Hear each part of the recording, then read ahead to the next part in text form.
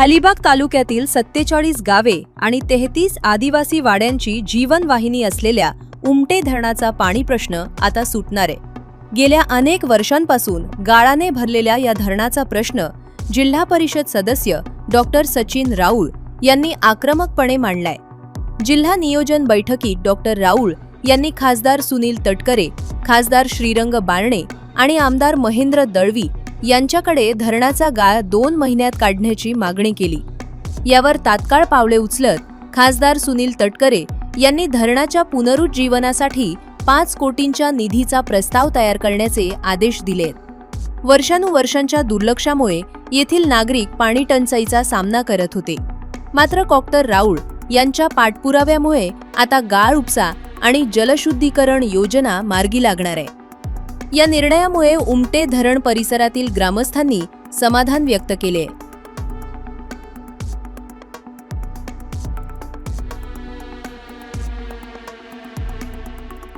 उमटे धरणासाठी म्हणजे गाळ काढण्यासाठी मी उमटे संघर्ष समितीबरोबर मागील कित्येक वर्ष काम करतोय। आम्ही वैयक्तिक तिथे जाऊन गाळ काढण्याचा प्रयत्न करतोय। कित्येक वर्ष कित्येक संस्था आपल्याबरोबर येतात आणि गाळ काढण्यासाठी प्रयत्न करतात। पण या उमटे धरणावर तुम्हाला माहित असेल 33 आदिवासी वाड्या आणि 47 गावं, जवळजवळ 60 ते 65 हजार लोक ह्या उमटे धरणाच्या पाण्यावर अवलंबून आहेत। आणि असा मोठा प्रश्न असताना पण तिथे निधी उपलब्ध होत नव्हता। मी आत्ताच जी आमची जिल्हा परिषदेची जनरल जीबी झाली, मीटिंग झाली, त्याच्यामध्ये हा प्रश्न मांडला होता आणि त्याच्यावर आमचे जे अध्यक्ष साहेब आहेत वाकडीकर साहेब त्यांनी पण चांगला प्रतिसाद दिला। त्याच्यानंतर अध्यक्ष साहेब आणि आमचे आमदार श्री महेंद्र दळवी यांच्यामध्ये पण चर्चा झाली आणि त्यांनी पण सकारात्मक भूमिका दाखवली। आणि आजच झालेल्या दिशाच्या मीटिंगमध्ये आपले खासदार साहेब श्रीरंग बारणे साहेब आणि तटकरे साहेब त्यांच्या समवेत आमदार साहेब, जिल्हा परिषद अध्यक्ष, सभापती सगळे होते आणि तिथे हा मी प्रश्न उपस्थित केला। तेव्हा श्रीरंग बारणे साहेबांच्या माध्यमातून आणि आपले तटकरे साहेबांच्या माध्यमातून चांगला प्रतिसाद मला मिळाला आहे आणि त्याच्यावर आमदार साहेब आणि तटकरे साहेब यांच्यात पण चांगली चर्चा झाली आहे। आणि मला वाटतं हा निधी आपल्याला उपलब्ध होईल। नुसता गाळ काढणं हाच आपला उद्देश नसून तिथे ती गळती जी लागलेली आहे पाण्याला ती गळती थांबवायला पाहिजे। तिथे असणारे जे जॅकवेल आहे तो दुरुस्त व्हायला पाहिजे आणि फिल्टर प्लांट तिथे बसवलेला आहे तो चालू व्हायला पाहिजे।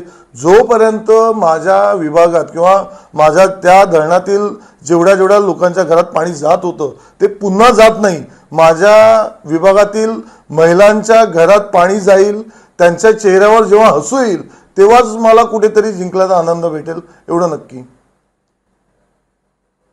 मला एक सांगायचं आहे की आपले जे अध्यक्ष साहेब आहेत जिल्हा परिषदेचे ते स्वतः धरणावर येणार आहेत आणि त्यांना सत्य परिस्थिती ते आल्यानंतरच कळेल।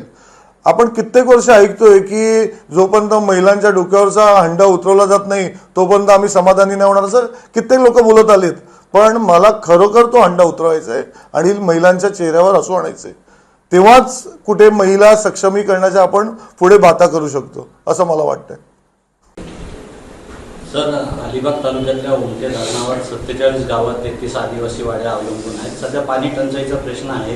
गाळ उपसा गेले कित्येक वर्ष झालेला नाही आहे। काय सांगाल अजितदादांच्या हयातीमध्ये? त्यावेळेला निधी आपण उपलब्ध केला होता, परंतु उमटे धरण हे अतुलसाहेब जिल्ह्याचे पालकमंत्री असताना त्या कालावधीमध्ये केलं ज्याला नारायणराव भगत साहेब या मतदारसंघाचं नेतृत्व करत होते।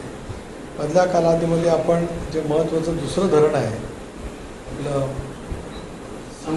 समरकोण, मी जलसंपदा मंत्री असताना ते गती दिली गेली होती। नंतरच्या कालावधीमध्ये सुद्धा त्याची गती दिली आहे, ते काम सुरू करणं आवश्यक राहीलच। पण त्याचबरोबर ती जुनं जे धरण आहे त्याचा गाळ काढण्यासाठी आता एक प्रस्ताव तयार करण्याच्या वतीमध्ये जिल्हा परिषद आम्ही सुद्धा दिल्या। त्याला कमीत कमी 5 कोटी रुपयेचा निधी लागेल, तर तो टंचाईमधून किंवा कशातून उपलब्ध करायचा त्याची चर्चा मुख्यमंत्र्यांसोबत करतो।